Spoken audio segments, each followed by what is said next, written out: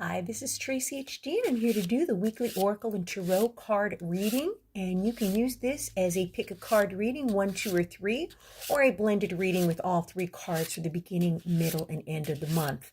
I am using the Shadow and Light Oracle. And if you'd like to purchase this amazing deck, click the link down below in the description box.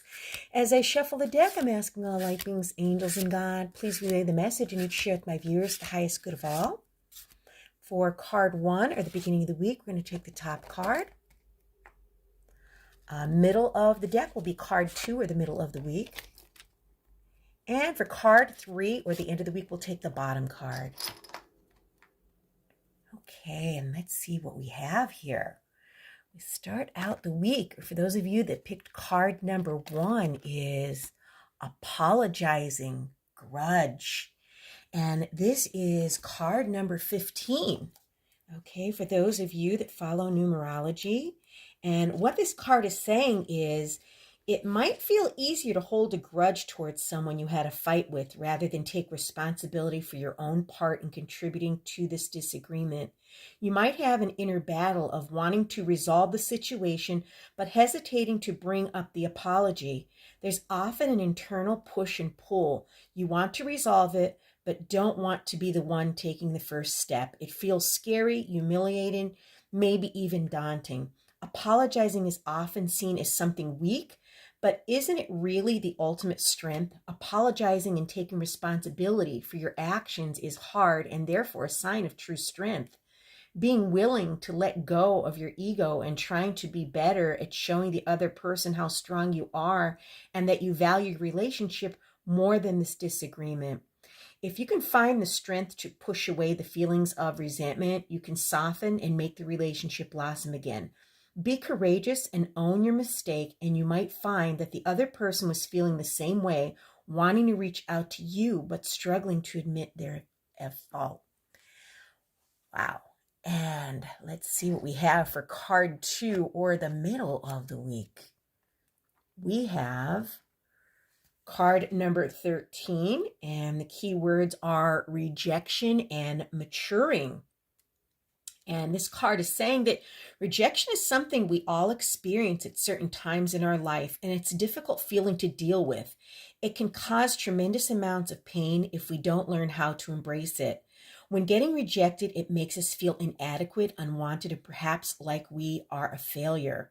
It can cause us to fear trying, feeling scared of moving forward and pursuing what we really want. A common response is getting defensive and trying to stand up for ourselves, finding an excuse, or even trying to hurt the ones that made us feel this way. This is a vicious cycle that only creates more pain and hurt for both yourself and others. This card challenges you to rise above yourself and your instinct to push away the rejection and instead stand higher, knowing that rejection is not always a reflection of you as a person. Just because one thing didn't work out, it doesn't mean that the whole of you is wrong. If you can raise your head and see above this, you can find peace in maturing and knowing that a rejection is only a push in a different direction for the time being. And I truly feel that rejection is God's protection, because sometimes, people enter our lives that are not for our highest good. And we may not even be able to pick up on that. Or maybe we refuse to see the red flags. And then all of a sudden something happens where, there's a rejection that takes place. And it's really a blessing in disguise. And I really like how these two cards kind of link together. What I'm getting from Spirit is maybe someone needs to apologize to you and they're fearful that you may reject their apology. Or likewise, you may be feeling that, maybe it's too late for me to apologize, to someone, and maybe they're going to reject the apology and it's going to make it even, worse than it is, and make me feel, more empty and sad. But each of you, it's going to be a different situation. And then last but not least, for those of you that picked card number 3, or the end of the week, this is card number 8, and it says relationship, solitude. Okay, and this woman has a very serious look on her face. And what the card is basically telling us is, relationships and solitude work in symbiosis. Strive to keep a healthy balance at a level that works for you. It might not be the same for everyone. Some people require more alone time and some don't need as much. Have a think. Which type do you think you are? Are you currently achieving your ideal balance? Because sometimes when we get into relationships, whether it's a friendship, romantic relationship, we sometimes lose our identity and just lose ourselves in the person. And we really have to strike that balance of, not being, constantly, with someone that, you need a balance of your alone time and a balance of, together time with people. Dissatisfaction with either solitude or partnership might be caused by the lack of the other. Unhappiness in a relationship may result from not enough solitude or not feeling good in your solitude. Feeling lonely, on the other hand, can be caused by an unsatisfactory relationship. You could very well be in a relationship with someone, but still feel all alone. And it's the saddest feeling, and I've been there before, and I'm sure a lot of you have been there before, where, you could be in a group of people, but still feel lonely and alone because you're just not satisfied, you're just not connecting with people. In romantic relationships, it can be hard to create a balance between these two of, being together and, having your solitude. There can easily be too much of one of them and not enough of the other. Even if you might have balance in terms of the amount between the two, the quality also counts. Maybe you're getting a lot of alone time, but you don't value it as much because you find it hard to enjoy it.